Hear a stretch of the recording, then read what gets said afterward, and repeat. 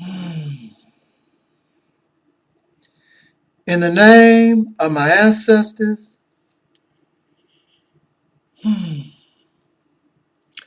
peace forever and always, and welcome to another edition of the Reality's Temple on Earth Internet Ministry. Of course, I am the gatekeeper of this particular program, known here on the internet as the mighty, mighty Angel Snub 7. I am your brother and hopefully your friend, Taalik Ibn'rad. I want to talk about what some of you, a brother that some of you call the Honorable Minister Louis Farrakhan. And I want to give my opinion. I want to tell you of my experience. And of course, many of the things that I might say will upset many of those who are loyal, who believe in this man, and so forth. But I'm not a personality worshiper. Many of you know that I was also a follower of Minister Farrakhan in the 80s.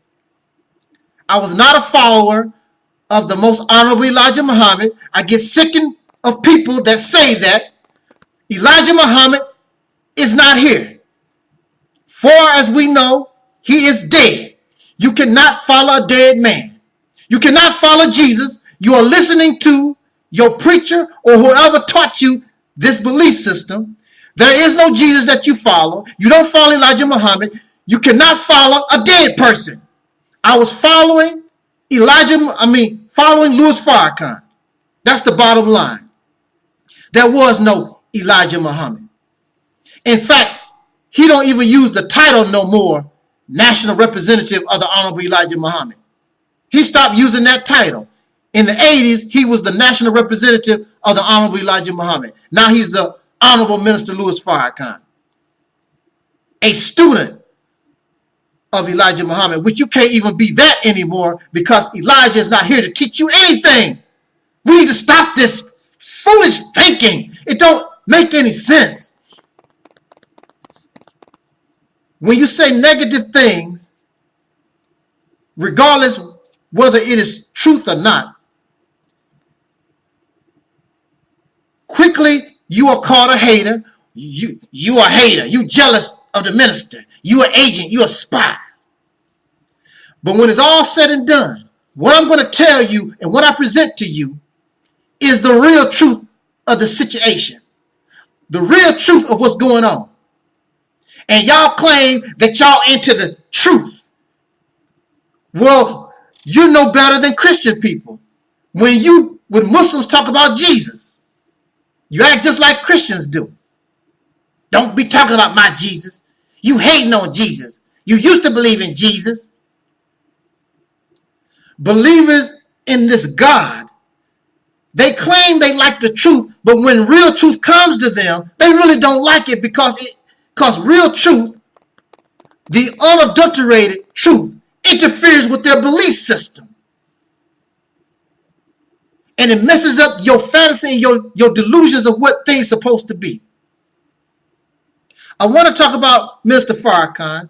Has nothing to do with hate. I don't care who he slept with. I don't care about his family life. I don't care about all that. It's his opinion and his interaction with black people in this country.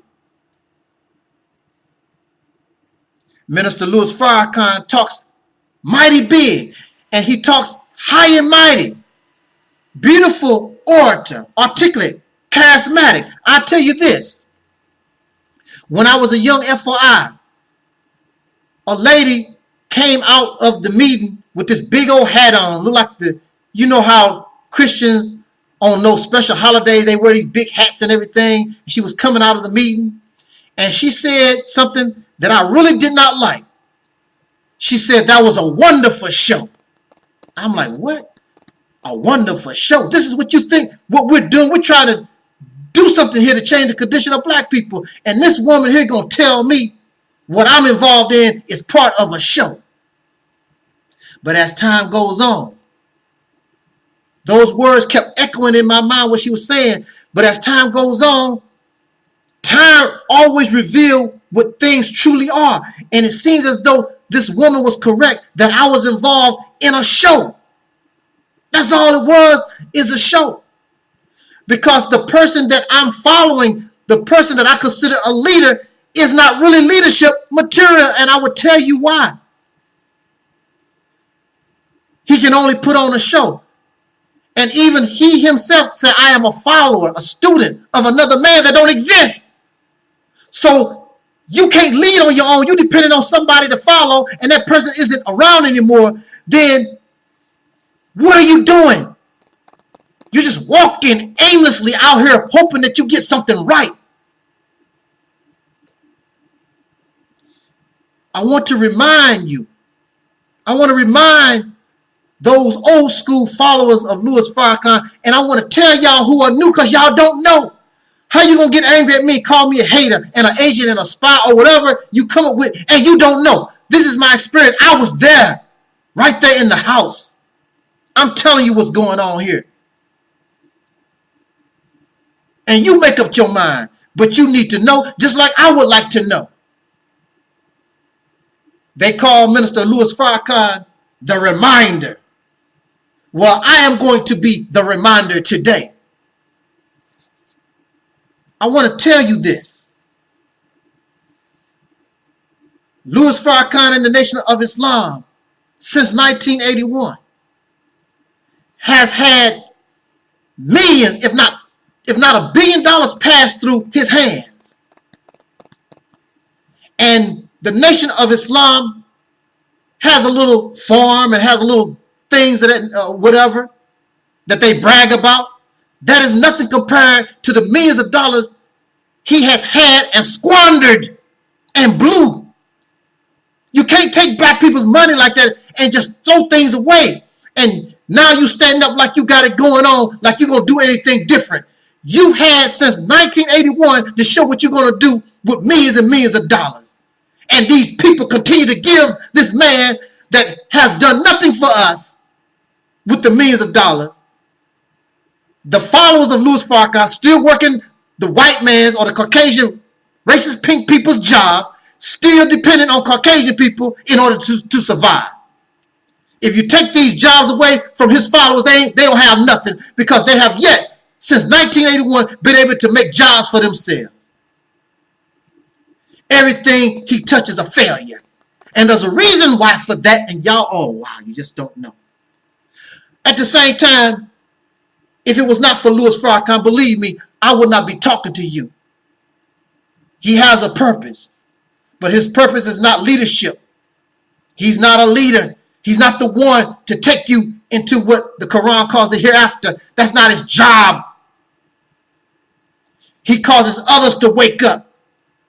Those who are still in the womb influence and cause a different mentality to come up from up out of the people. But he himself, that's not his job. He can't do it.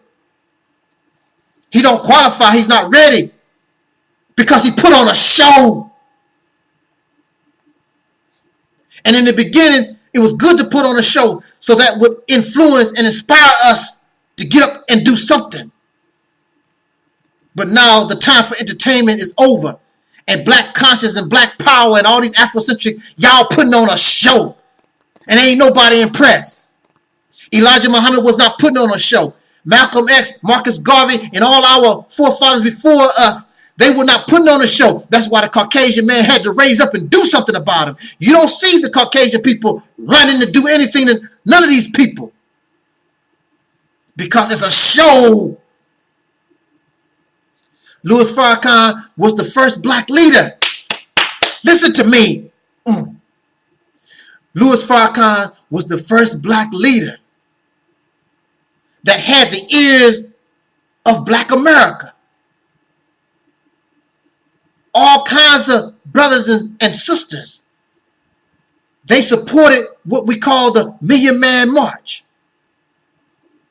I participated in the Million Man March. I even got brothers to come with me. We went to the Million Man March. Beautiful day. Wonderful day. And you can go on YouTube and you can listen to what Louis Farrakhan had to say on the Day of Atonement. First of all, I have a problem with the Day of Atonement because we are people who are the products of racists and we are insane in the mind. And if you are insane, you're not responsible for your actions because you're insane. You're out of your mind. So why should we be asked to atone until first we are healed? First, you got to be healed. And when you are in your right state of mind, but continue that behavior, then that's when you can step up to the plate and say, I need to atone for my sin because I knew better. But when you are out of your mind, when you are insane, it even tells you in the Caucasian criminal law, you're not responsible for your actions. So I have a problem with the Day of Atonement just based on that. And then in his speech, he talks about a dollar bill and some other stuff and the history of Washington, D.C. What does that have to do? Is this all you're going to tell 1 million, 2 million men that step up and looking for you for guidance? This is all that you got? I heard in the crowd the disappointment as they was listening to, what is this? It's not talking about anything. What is this? You can listen to the speech yourself. Of course, those who are loyal and those who enjoy the show, even to this day, makes them no difference. They feel some kind of pride.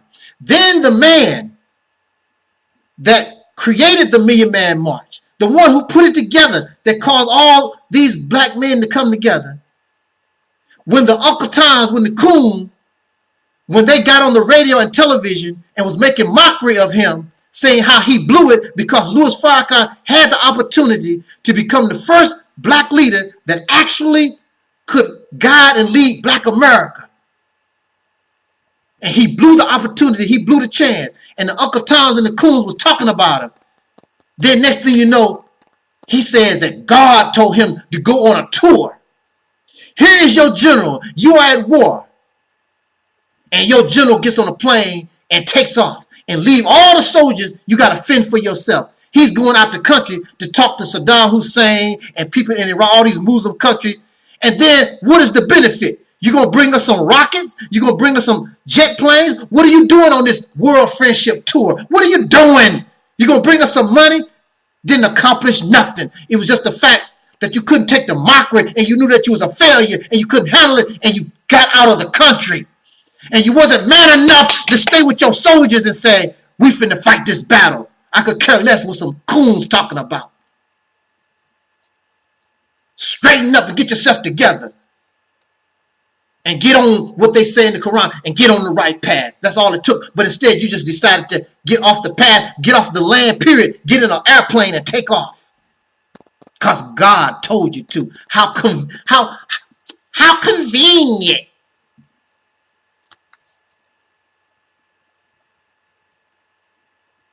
Well, what can you do? Who knows what I can do? Matter of fact, it's not about what I can do. It's about what us can do. This is what happens when we depend on one brain. 1 million men, 2 million men took Farrakhan off guard. He always knew about it and dreamed about it, but when it actually happened, what you gonna do? Now you got 2 million men. You got all these people looking up to you. Now what you gonna do?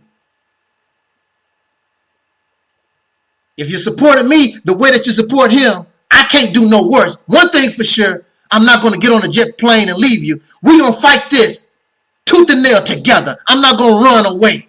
No matter what happens, whether we are successful or whether we fail, we're going to fight this battle to the very end together. So you need to make up your mind.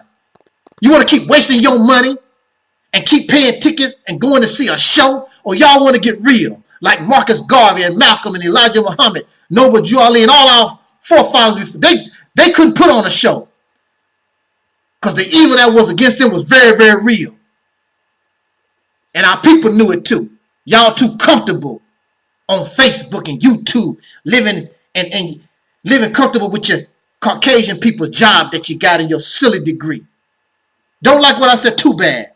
It's the truth and you can't handle it. Jot down your comments. Prove me wrong. You can't.